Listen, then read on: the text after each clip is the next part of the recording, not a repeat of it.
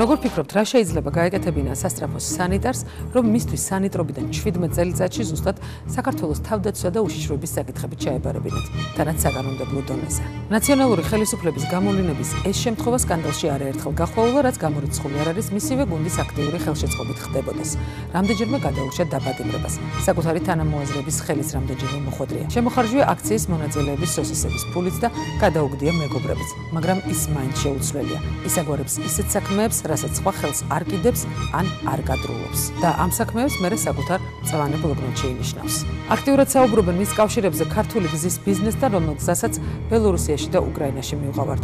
არც მშენებლობის ბიზნესთან არის მისი გვარი. წყრალად და როგორც სხვა ნაციონალებს, მასაც მოეძებნება ოჯახში 1-2 მარკშეიდერი. მისივე გუნდის მიერ ქურდული სამყაროს წევრებად მონათლულ პირებთანაც არ გაურბის გაურკვეველი გარიგებების დადებას და თამაშობს ძალიან სახიფათო კავკასიურ თამაშს. გივი ვასილიჩ, თარგამაძის ეთნოგენეტიკური ანატომია. გივი იგივე გიორგი ვასილიძე თარგამაძე. დაიბადა 23 ივლისს 1978 წელს. დაამთავრა თბილისის ივანე ჯავახიშვილის სახელმწიფო უნივერსიტეტის ჟურნალისტიკის ფაკულტეტი. აქვს ეთნოგენეტიკოსის კვალიფიკაცია. იყო მეოთხე მთავარი სამმართველოს საავადმყოფო პოლიკლინიკის ბინაზე სასწრაფო მომსახურების ბიუროს სანიტარი. უროლოგია ნევროლოგიის ინსტიტუტის საოპერაციო ბლოკის სანიტარი. გაზეთი ჯორჯიან ტაიმსის საზოგადოების განყოფილების რედაქტორი. არგუმენტის მთავარი რედაქტორის მოადგილე. დილის გაზეთის პოლიტიკის განყოფილებაშიც მუშაობდა. სამთავრობო ორგანიზაციის თავისუფლების ინსტიტუტის საგამოძიებო ჟურნალისტიკის პროგრამების მთავარი კოორდინატორი. მუშაობდა ასევე საქართველოს პრეზიდენტთან არსებულ ანტიკორუფციული პოლიტიკის საკოორდინაციო საბჭოს წევრადაც. საქართველოს პარლამენტის წევრი, თავდაცვისა და უშიშროების კომიტეტის თავმჯდომარე. დღემდე საქართველოს მე-7 მოწვევის პარლამენტის წევრი. შალიკიანი მართავდა ქუთაისს და ტყიბულს. ბადრი პადარკაშვილი, რომელიც არ არის წესი, რომ მიცვალებულზე ან მხოლოდ კარგი ან არაფერი. ბოდნურას უკაცრავად ეს საუბარია ჩვენ უახლოეს ისტორიაზე და უკვე ისტორიულ ფიგურებზე. ძმა კანონიერი ქურდი თვითონ დღედაღამე ეწეოდა თავისი არხით კანონიერი ქურდების და დანაშაულის პროპაგანდას. კანონის ამოქმედებიდან დღემდე ქურდული სამყაროს წევრობისთვის პასუხისმგებლობაში მიეცა 154 პირი. დანარჩენმა ქურდებმა მიგვატოვეს და დაგტოვეს ასეულად ზოგიერთი პოლიტიკური წყალებში ლიდერისთვის საუკეთესო ტურიზმად ითვლება მათთან შეხვედრა სხვადასხვა მეზობელი ქვეყნის რესტორნებში და კაფეებში და სასტუმროებში და საუნებში ალბათ. ჩემი და გივი თარგამაძის ნაცნობობა 2004 წელს საკმაოდ უცნაურ ვითარებაში შედგა. მაშინ დეპუტატმა თარგამაძემ რამდენიმე წამყვანი ტელეკომპანიის ჟურნალისტი და ოპერატორი ყაზბეგის რაიონში ჩაგვიყვანა. სახელდახელოდ ყაზბეგში ჩაგვწერა და ყაზბეგელობის დამადასტურებელი დოკუმენტაციაც მოგცა. ამის შემდეგ გითხრას, რომ აპარატურა ცალკე მანქანით უნდა გადაგვეტანა, ხოლო ჩვენ ტურისტების სახელით ვლადიკავკაზის ტერიტორიაზე უნდა გადავსულიყავით და იქ მდებარე საიდუმლო რუსული ბაზა უნდა გადაგვეყო. მხოლოდ ჩემი ოპერატორის მოხერხებულობის წყალობით გადავრჩით მაშინ დაკავებას და მინიმუმ ჯაშუშობისთვის თუ არა საზღვრის უკანონოდ გადაკვეთის ბრალდებით გასამართლებას მაინც. რა თქმა უნდა, ვლადიკავკაზიდან ხელცარიელები დაუბრუნდით, თუმცა როგორც მოგვიანებით გაირკვა, ეს გივი თარგამაძის მიერ ორგანიზებული ერთადერთი ავანტურა არ ყოფილა, სადაც ჩარეულები იყვნენ ჩრდილოეთ კავკასიელები. როგორც ირკვევა, ხელისუფლებას საკმაოდ უცნაური შინაარსის გარიგებები აქვს დადებული ჩრდილოეთ კავკასიის წარმომადგენლებთან. ალბათ ერთ-ერთი ასეთი ბიზნეს გარიგება იყო ბადრი პატარკაციშვილის მკვლელობის შეკვეთაც.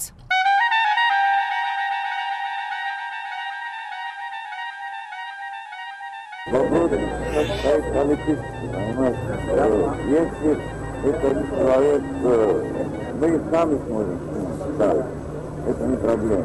После он там, тот человек, у него охрана будет, когда система такая у нас, что мы эту охрану уничтожим. Ну тут стоит любой вопрос. Мы хотели сделать этот Рубежан, можно настроить такой, чтобы профессионально это сделать. Поменьше следов оставить. Кто бы этим не занялся, да, чтобы на нас мы хотим, чтобы потом все это, люди, население Грузии, чтобы это было развито.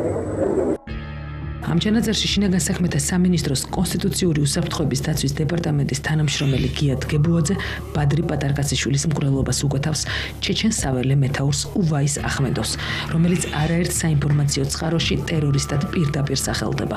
ის სახელდება დამნაშავედ 1992 წელს ბრიტანეთისა და ახალი ზელანდიის 9 მოქალაქის სიკვდილში.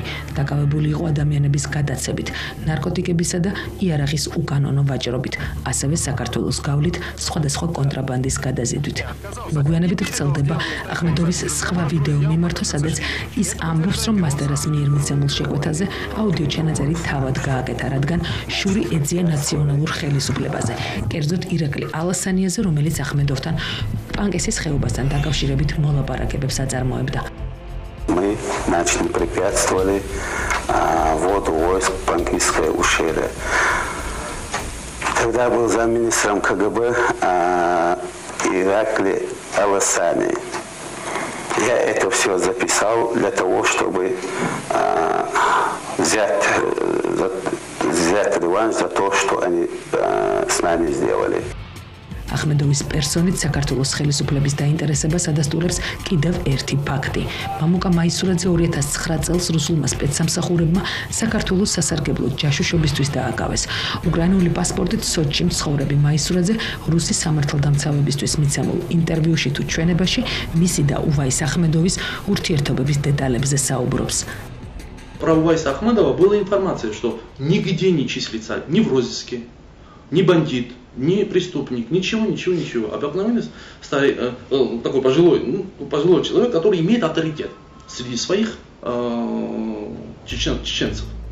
მოგვიანებით მაისურაძემ განაცხადა, რომ ამ შინაარსის ჩვენების მიცემა ის რუსმა ძალოვნებმა აიძულეს, თუმცა მაისურაძის გარდა ამ წრეს საქართველოს ხელისუფლებასთან დაახლოებული კიდევ ერთი პირი კრავს.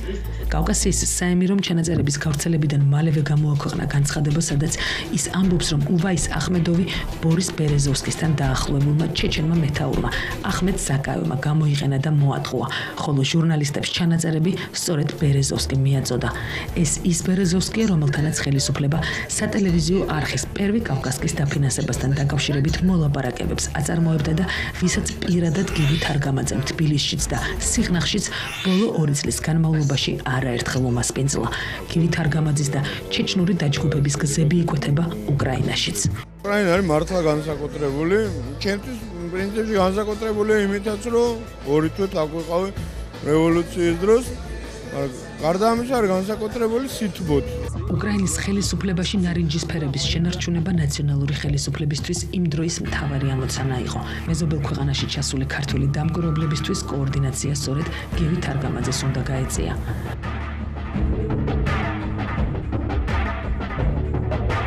Разговор министра внутренних дел Грузии Ивано Мерабишвили в Грузии с председателем парламентского комитета Грузии по обороне и безопасности Гиви Таргамадзе, возможно, в Украине, 14 января 2010 года. Мерабишвили. Слушай, сейчас появилась новая проблема. Таргамадзе. Какая? Мерабишвили. Самолет 2 часа стоит и не может вылететь. Мерабишвили. Ты позвони Юле и другим. Как мне привести 1000 человек? Таргамадзе. Я сейчас этим займусь. Мерабишвили. Ахалая сказал, что даст борцов. Я их тоже тебе пришлю. Таргамадзе. Они уже там, в Донецке. Разговор председателя парламентского комитета Грузии по обороне и безопасности Гиви Таргамадзе, возможно, в Украине, с Константином, возможно, в Грузии, 11 января 2010 года.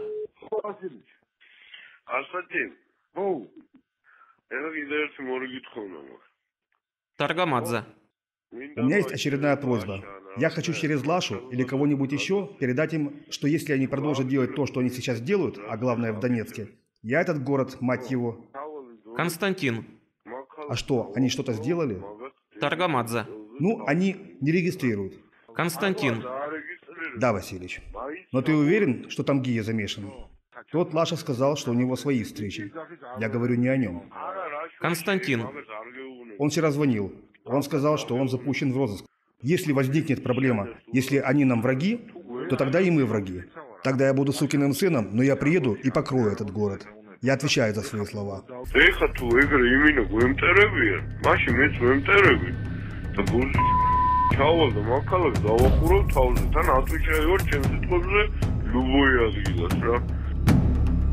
ამ ჩანაწერის მიხედვით გივი თარგამაძე მოსკოვში დაკავებული ვადო ყიფიანის ძმას კოდე ყიფიანს 8000-მდე მებრძოლის დონეცკში ჩაყვანას და ქალაქის დახურვას პირდება. მებრძოლები კი პრესის ინფორმაციით საქართველოს ხელისუფლებასთან დაახლოებული ჩეჩნური დაჯგუფების წევრები არიან. უბაის ახმედოვის გარდა დასახელებულია უკრაინის ტერიტორიაზე მოქმედი კიდევ 16 ჩეჩნური დაჯგუფება და იქვე მითითებულია გივი თარგამაძის და ჩეჩნების არამხოლოდ სახელმწიფოებრივი ინტერესების გადაკვეთის შესახებ.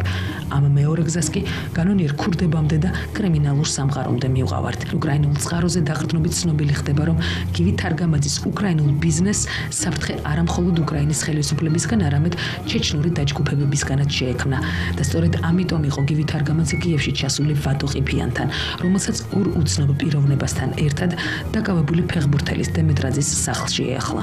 ყიფიანს თარგამაძემ დახმარება სთხოვა ჩეჩნებთან ურთიერთობის მოწესრიგებაში.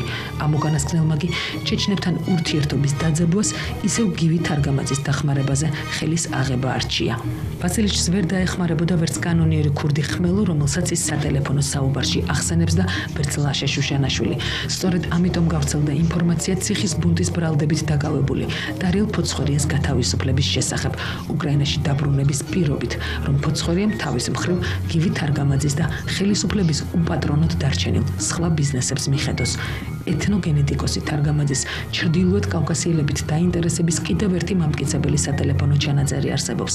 გივი თარგამაძე მაშინ ეგვიპტეში ჩვენს ელჩს ვანო მერაბიშვილის კაბინეტიდან ესაუბრებოდა. ალო, გამარჯობა. გივი თარგამაძე. გამარჯობა. მოგეთ ჩვენ გვინდა რომ მან ნახოთ აღმოაჩინოთ რაც შეიძლება მეტი კავკასიური ორგანიზაციები. ჩერქეზული შეშნური კოდინგუშური და შემდეგ. იმიტომ რომ პრინციპში მაგით არის საკმარისი რაოდენობით ეშიც, სირიაში, იბანის არენულებას კონკრეტულად მოწოდოთ. და პირდაპირ თქვა ჩვენ ვაპირებთ პარლამენტში მათი გენოციდი უცნობოთ. და მოდი ეთიგაობთ, მას ყველაზე კარგი იქნება თქვენ რომ იქნებით აქ შეუქმნეთ რეგულარულ კარგი. ჩემი არის მაშინ ჩემი მომგური არის გეოცე ვაშის ვიზი ნოსტენი ბოლოს ვაშის 13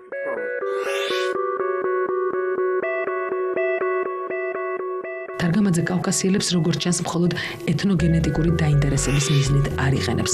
საინფორმაციო წყაროები გივი თარგამაძის შუამავლობით კოკოითის ძმის მიერ საქართველოსთვის იარაღის მიყიდვის საკითხითაც ინტერესდებიან. გივი თარგამაძის სახიფათო თამაშები გახდა ბელორუსიაში არჩევნებზე ქართული დელეგაციის არ დაშვების მიზეზიც. იმ პერიოდში გავრცელდა მორიგი სატელეფონო ჩანაწერი, სადაც გივი თარგამაძე ბელორუსი ოპოზიციონერის მილინკევიჩის მკვლელობას უკვეთავს. მაშინ ამ ჩანაწერს ნაციონალურმა მოძრაობამ ფაბრიკაცია უწოდა.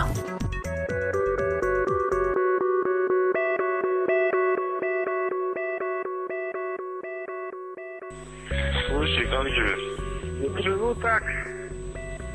Все забочусь о Беларуси, потому что, Милинкевич сейчас везде в Европе гуляет и делает себе, так сказать, пиар-компанию. Да, к сожалению, да. Ну, Турин просто ездит сейчас к Георгий, где будет Милинкевич. Там моя сестра живет. Альвина уже говорил, я своему зятю сказал, что я дам ему $10 000 или 20, если он его убьет. Ты знаешь, что я до сих пор не могу в себя прийти, и правда клянусь ребенком, что каждую ночь мне только это и снится. ნაციონალური მოძრაობის ერთ-ერთი ყოფილი წევრი ყვება, რომ გივი თარგამაძის ბიზნესის კეთება ხელისუფლებაში მოსვლის შემდეგ არ დაუწყია. თარგამაძის და ფულის კონტაქტი რამდენჯერმე ვარდების რევოლუციამდეც შედგა. რევოლუციამდე რამდენიმე ხნით ადრე თანაპარტიელებმა თარგამაძეს აქციის მონაწილეებისთვის განკუთვნილი სოსისების ფული მიაბარეს. გივი თარგამაძეს ეს თანხა შემოეხარჯა და მაშინ ის ვანო მერაბიშვილმა პირველად გავახა. გივი თარგამაძის გადაჭარბებული მოთხოვნები, კერძოდ ქალბატონების გარემოცვაში ყოფნის სურვილი გახდა მისი მეორედ გალახვის მიზეზიც. ამჯერად ის უკვე მერაბიშვილის დაცვის წევრებმა მესტიაში სცემეს. თარგამაძე თორება და ითხოვს ქალებს. მერაბიშვილის რეაქცია იყო ძალიან მძაფრი. სადგონია ბიჭო შენ თავი. ბორდელში თუ სვანეთში. ამაზე გაბრაზდა გივი თარგამაძე შეაგინა მერაბიშვილს და სრული ამ სიტყვის მნიშვნელობით მერაბიშვილის დასვამ ფეხქვეშ გაიგდო გივი თარგამაძე. ვანო მერაბიშვილი იყო ის პირი, ვინც გივი თარგამაძის რუსებთან ომის დროს $50,000 გარიგებაზე ინტერვიუში ისაუბრა. გივიმ მაშინ რუსებს ამ ფულის სანაცვლოდ გორში დაბომბვის დროს სტალინის ძეგლის დანგრევა შესთავაზა. რუსებმა პირობა შეასრულეს. გორი დაბომბეს, მაგრამ ძეგლი დატოვეს. დაბომბვის დროს რამდენიმე ადამიანი და მათ შორის ჟურნალისტებიც დაიღუპნენ.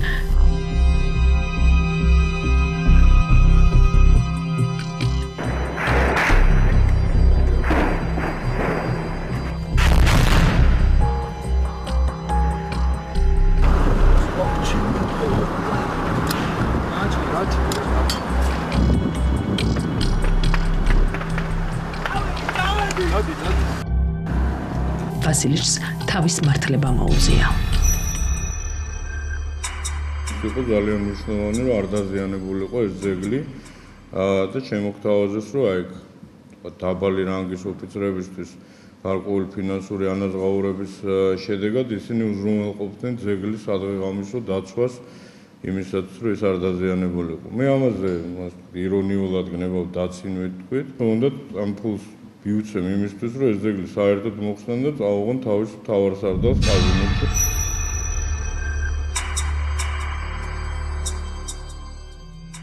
აქ გადმოდის სასხოვრებლად თარგამაძის სიდედრი, აი პირი რო არა აქ და რო ლაპარაკობს ეს პოლიტიკური ალფონსი ესა. სიდედი და მისი და ორი ოჯახი გადმოდიან აქ საცხოვრებლად, ვინც აქ ცხოვრობდნენ, აქ იზრდებოდნენ ესენი. და ამას აშენებს გივი თარგამაძის ძმა ზაზა, აი კორუფციას ადარი. გივი თარგამაძისა და ნაციონალურად ტრადიციული ბიზნესის გზები ზოგადად სამშენებლო კომპანიებთან და გზების სამშენებლო კომპანიებთან იკვეთება. თუმცა გივი თარგამაძეს იმდენი ჭკუაყოფნის, ეს ყველაფერი თავის თავზე ან ძმებზე არ გააფორმოს, მაგრამ დეიდაშვილზე სანდოს ვერავის პოულობს. Plexi Group-ი, რომელმაც ასფალტის 100 მილიონიან ბიზნესში კობა ბექაურის კომპანია ჩაანაცვლა ამირან მამუჩაძეს. გივი თარგამაძის დეიდაშვილს ეკუთვნის, თუმცა როგორც ცნობილი გახდა, ზურაბ ადეიშვილის და ვანო მერაბიშვილის უწყება ერთდროულად უქმნის პრობლემებს ამ კომპანიას. აქტიურად განიხილავენ გივი თარგამაძეს ელიავას ბაზრობის წილის მეპატრონედ და საბაჟო სისტემაში, მისი ძმის საქმიანობასაც. ყვებიან იმასაც, რომ ნაციონალური მოძრაობის წევრი გივი თარგამაძე თვეში $5,000 მფარველობდა არჩილ გეგენავას ბიზნესს. სამწუხაროდ ახალი ფასები უცნობია, დიდი ხანია ნაციონალური მოძრაობა აღარ არის დაუტოვებია.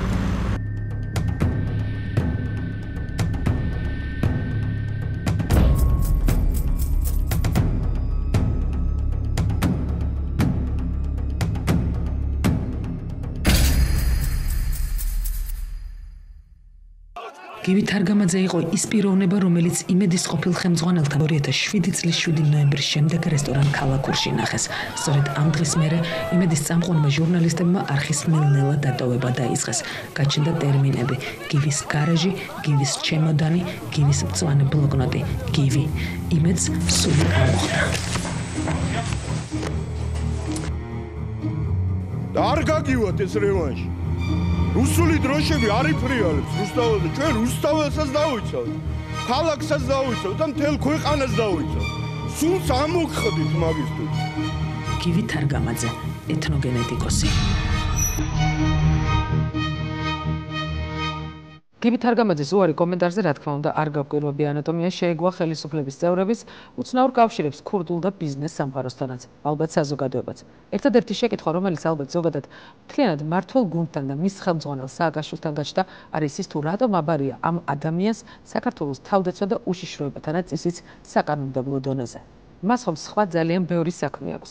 არჩევნები, რევოლუციები, ქურდები, საქართველოში გზების დაგება, მშენებლობა, ამას ბატონებო დრო სჭირდება. დაკარგული მიწები კი მოიცდის. მიწის გარეშე დარჩენილ ქვეყანას არც თავდაცვა სჭირდება და არც უშიშროება. პრიორიტეტებს ამ ქვეყანაში მხოლოდ მიხეილ სააკაშვილი განსაზღვრავს.